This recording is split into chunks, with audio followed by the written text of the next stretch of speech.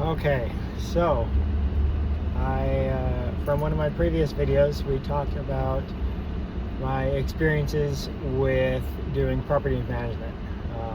We talked about how I've got some pretty good stories, and I'm sure anyone in property management has some pretty good stories. So today's story is going to be about the U.S. Marshals and a SWAT team coming in and basically destroying one of my houses to capture a fugitive who was living at the house. So this was probably 10 years ago now. So 2016. I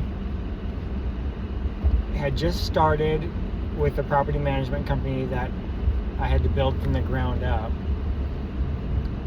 where I had just started leasing properties myself, in-house. And so at that time, my mandate was to fill houses and get them rented to make as much money as possible, as quick as possible. So I did that. And this was before we started doing background checks and all the necessary things that I eventually learned how to do and then did them subsequently thereafter. So we rented to this couple, a man and a woman, and the only people that were put onto the lease was the woman. And the boyfriend didn't put any information. We knew his name, but that was it. So they lived in our house for probably a year and a half. And one morning at about 6 o'clock, I get a call from an unknown number, and he says that he is so-and-so with the U.S. Marshals, and I needed to call him back.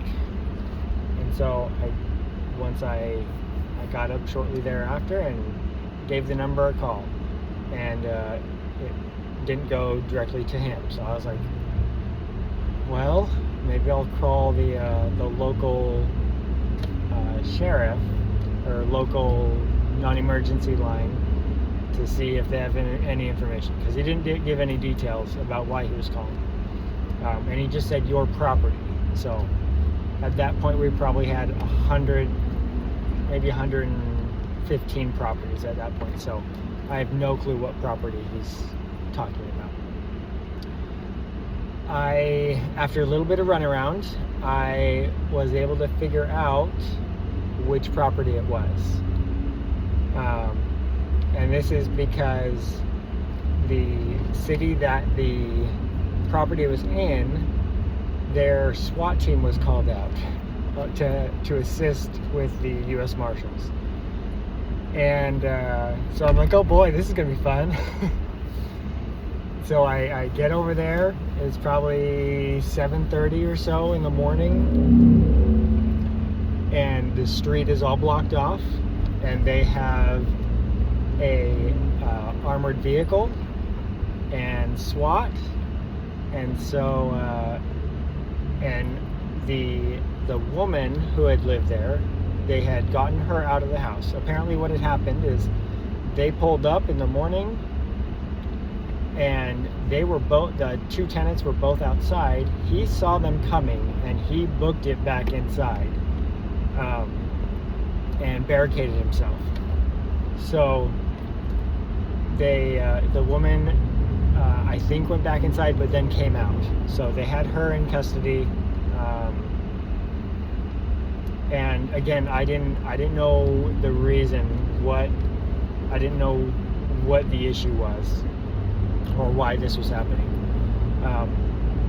So the woman was detained, and for the next probably 4 or 5 hours, there was a standoff.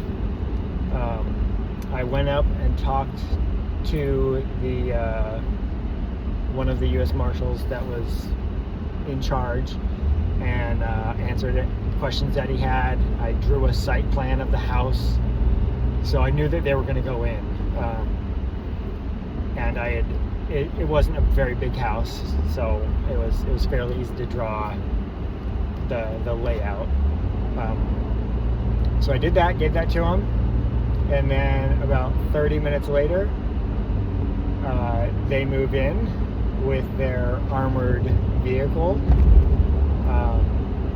It wasn't a Bearcat. I wish it was, but it was just a lesser version of a Bearcat. And they had shields, and they had spread out around the house just to cover all the exits. And then they started breaking the windows and throwing tear gas in every single room. So all of the windows were broken in the house. It was a single-story house.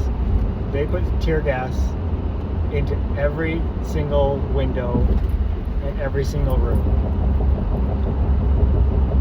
And shortly thereafter, there still wasn't any movement by him. And so they decided they were going to go in and go get him. So I see him. I'm probably 150 feet away. That's as close as they would let me go. So they go in, and about 10 minutes later, they come out to get a tool, maybe an axe or some kind of breaker bar or something, and then they go back in. Apparently, he had climbed up into the attic, and they weren't just going to go through the hole of the attic. And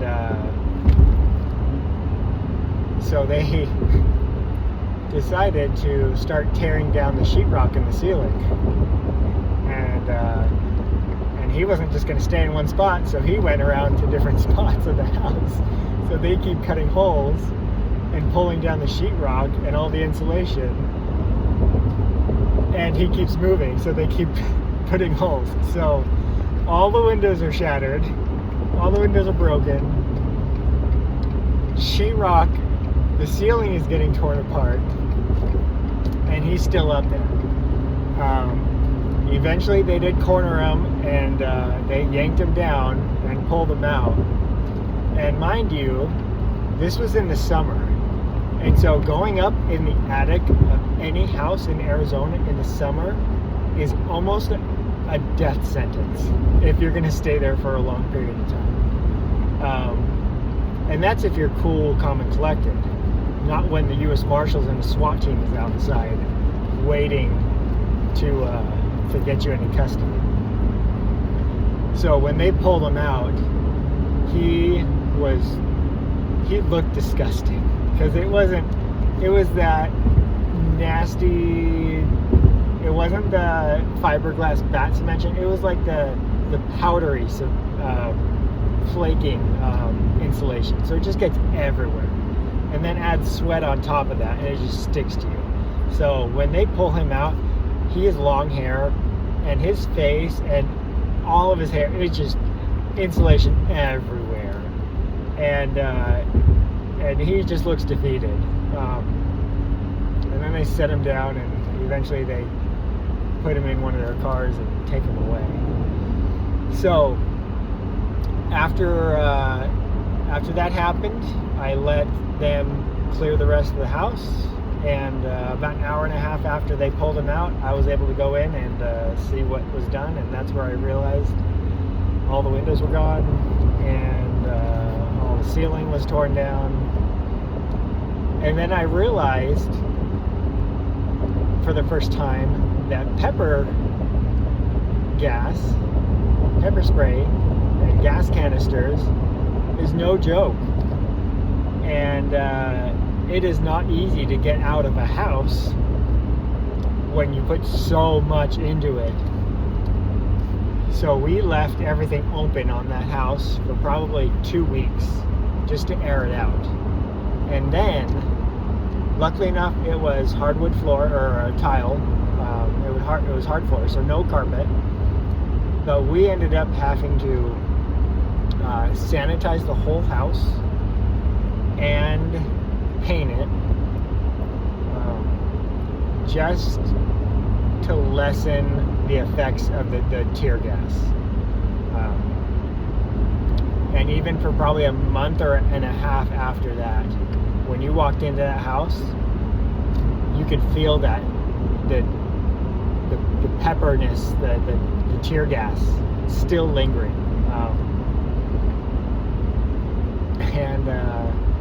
So yeah, that was quite the ordeal. We, after talking to the marshals, after everything was said and done, it was the boyfriend that's who they were after. He had done some pretty bad things up in Washington State, and that's what brought him down here to Arizona. But also, they found things. They found a mask. They found a sawed-off shotgun. Things that you would use for robberies. And they had mentioned that they had some convenience store robberies lately that he could have been the perpetrator for. And he was going to jail for a long time, prison for a long time. And it made me consider doing a little more work to make sure I know who is in my properties. Again, these were family-owned properties, so everything was in-house, and I was the one. We had cleaners, so cleaners helped, but I replaced all the windows, I replaced all the sheetrock, and chopped it up to lesson learned. And it makes for a good story. So I hope you guys enjoy that one, and I've got more to come. So I'm sure if you stick around, we'll get through some of the good ones. This was definitely a good one. So we'll catch you on the next one.